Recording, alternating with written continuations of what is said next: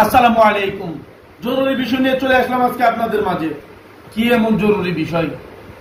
আজকে শনিবার, আজকে 48 ঘন্টার ভিতরে বাংলাদেশে প্রায় 35 জন মানুষ নিখোঁজ। এটা কি কোনো ভাইরাল বিষয়? আমার কাছে মনে হচ্ছে এটা কোনো ইস্যু হয়ে দাঁড়িয়েছে। কেন?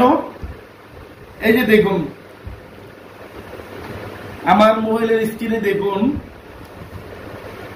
এই যে এই ছেলেটি নিখোঁজ, এই মুরব্বীও নিখোঁজ, এই ছেলেটাও নিখোঁজ, ও নিখোঁজ।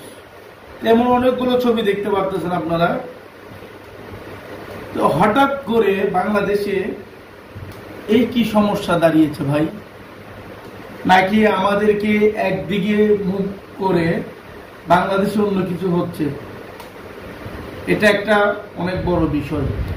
কারণ আমাদের বাংলাদেশে যখন এই ইস্যুগুলা চলে আসে, একটা ইস্যুকে ধামাচাপা দেওয়ার জন্য আরেকটা ইস্যু বাহির হয়।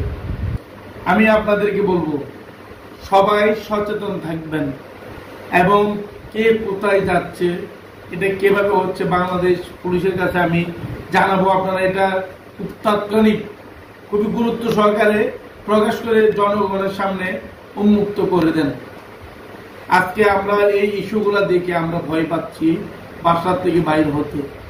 তার কারণটা কি? কেন আমরা এই বাংলাদেশে ভয় নিয়ে বেঁচে থাকবো? এবং এটা সচেতনমূলক ভিডিও। সবাই ভিডিওটা শেয়ার করবেন এবং কমেন্ট করে জানাবেন।